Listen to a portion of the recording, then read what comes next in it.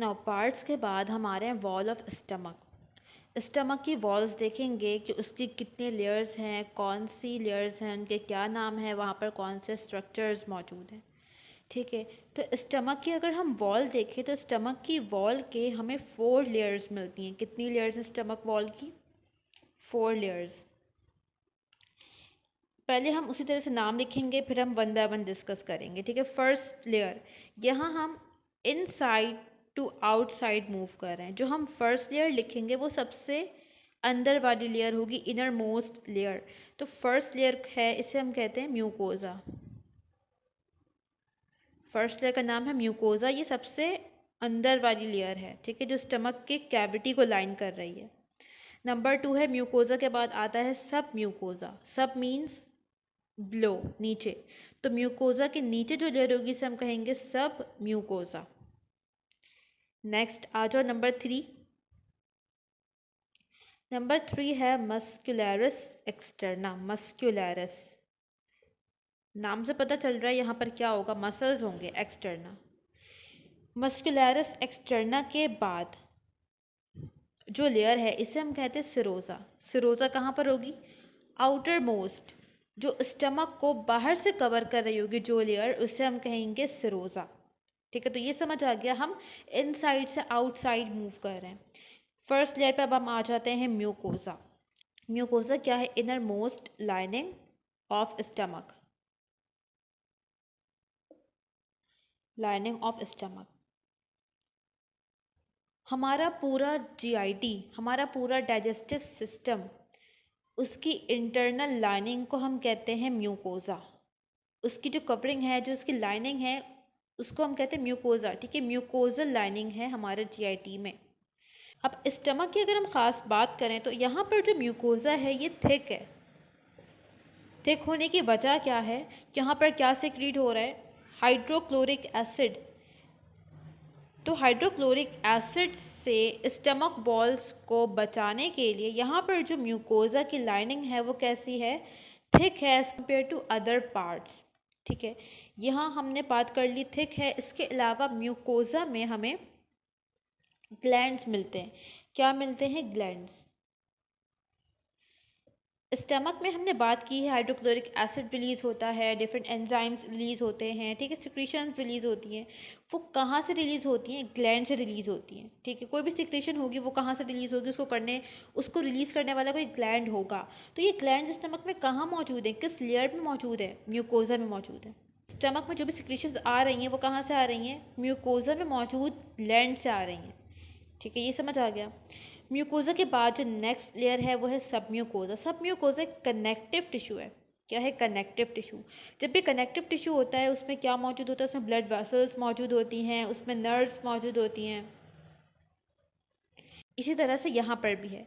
साथ साथ हम डायग्राम भी देखते जाते हैं। ठीक है, स्टमक है, ये स्टमक की वॉल को हमने जूम कर लिया है ताकि हम इसके लेयर्स क्लियरली विजिबल हो सकें। तो यहाँ पर जो फर्स्ट लेयर है, इनर मोस्ट, इसे हम क्या कहेंगे? इसे हम कहेंगे म्यूकोजा। म्यूकोजा के नीचे अब हम आउटसाइड मूव कर रहे हैं। म्यूकोजा के नीचे जो लेयर है इसे क्या कहेंगे? ये है सब म्यूकोजा। ठीक है, अब यहाँ तक हमने पढ़ लिया। अब हमारे सब म्यूकोजा से नीचे आउटसाइड की तरफ जा रहे हैं। सब म्यूकोजा के नीचे जो लेयर है इसे हम कहते हैं मस्कुलरिस एक्सटर्ना। क्या कहते हैं? Muscularis externa.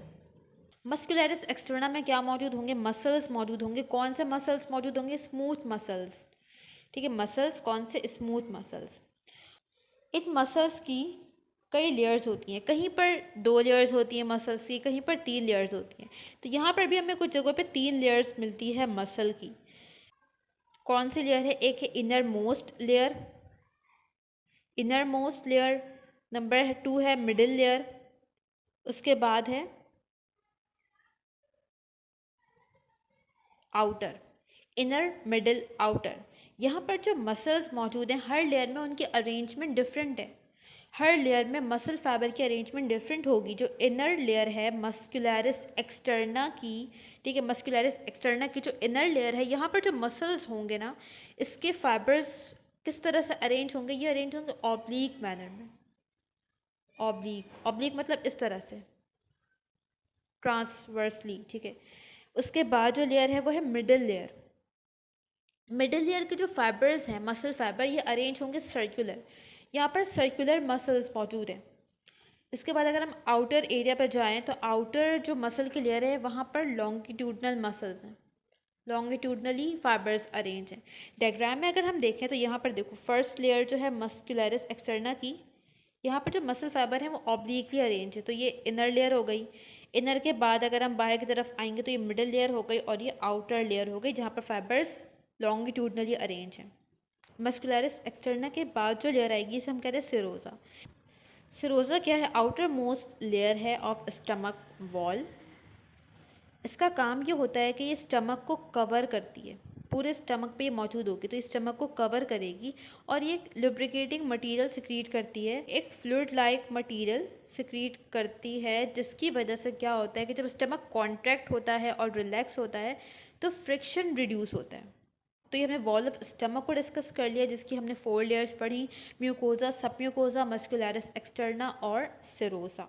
सिरोसा को अगर हम डायग्राम से देखें तो यहाँ पर जो लास्ट लेयर है ग्रीन कलर की, ये क्या है? सिरोसा है, ठीक है। यहाँ तक हमने तमाम लेयर्स पढ़ ली हैं। अब कुछ टर्म्स हैं जो कि हमने पढ़ना है। ये टर्म्स हैं म्यूकोजा से रिलेटेड, ठीक है। म्यूकोजा में हमें ये देखने को मिलेंगे। फर्स्ट है ड्यूगाई।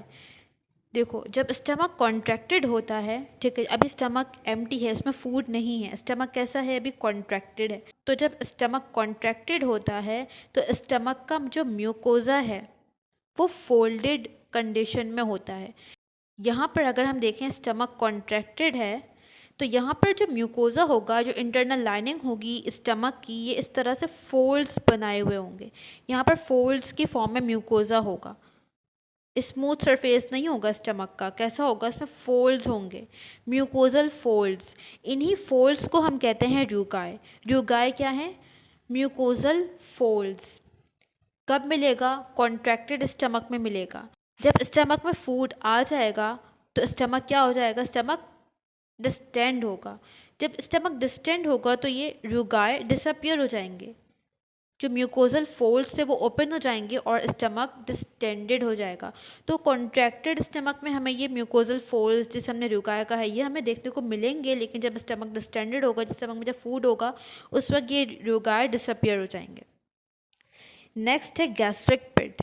देखो, म्यूकोजा हमने बात की इंटरनल लाइनिंग है, ठीक है, ये सेल्स का बना हुआ है, यहाँ पर ग्लैंड्स मौजूद हैं। म्यूकोजा को अगर हम फर्दर देखें ना तो म्यूकोजा की भी फर्दर लेयर्स होती हैं, ठीक है। ये एक लेयर म्यूकोजा की है, सेकंड लेयर है, थर्ड लेयर है, इसमें डिफरेंट स्ट्रक्चर्स फिर मौजूद होते हैं। तो म्यूकोजा की जो सबसे फर्स्ट लेयर है वहाँ पर एपिथेलियल सेल्स होते हैं, ठीक है, एपिथेलियम होता है, एपिथेलियल सेल्स होते हैं। स्टमक में जो एपिथेलियल सेल्स हैं म्यूकोजा के, वो इस तरह से पिट्स की फॉर्म में मौजूद हैं। एपिथेलियल सेल्स इस तरह से स्ट्रेट प्लेन नहीं है। देखो, हमने नॉर्मली क्या देखा है, जो एपिथेलियल सेल्स होते हैं वो लेयर की फॉर्म में होते हैं, इस तरह से, ठीक है, लेयर की फॉर्म में 1 बाय 1 सेल्स होते हैं। लेकिन अगर हम स्टमक को देखें तो स्टमक के जो म्यूकोजा के एपिथेलियल सेल्स हैं वो इस तरह से अरेंज नहीं है, बल्कि वो किस तरह से, वो इस तरह से पिट्स की फॉर्म में अरेंज हैं। सेल्स हैं इस तरह से डिप्रेशंस आ रही हैं, इससे हम कहते हैं पिट्स। पिट्स का मतलब होता है डिप्रेशंस, डाउनवर्ड, इन्वेजिनेशन, इन्वेजिनेशन, इस तरह से। तो यहाँ पर क्या है? पिट्स मौजूद है, इन्हीं को हम कहते हैं गैस्ट्रिक पिट्स। और ये पिट्स किससे लाइन है? ये लाइन है बाय एपिथेलियल सेल्स, ठीक है, यही एपिथेलियल सेल्स यहाँ पर मौजूद हैं। यहीं पर कुछ ऐसे सेल्स होंगे जो सिक्रीशंस प्रोड्यूस करेंगे, एंजाइम्स प्रोड्यूस करेंगे, एसिड प्रोड्यूस करेंगे। जब हम आगे वीडियो में पढ़ेंगे कि कौन से सेल्स हैं, कहाँ पर मौजूद हैं, वो क्या सिक्रीट कर रहे हैं, तो वहाँ पर हम इस पॉइंट को डिटेल में डिस्कस करेंगे। यहाँ पर अभी वॉल ऑफ स्टमक का टॉपिक कंप्लीट होता है।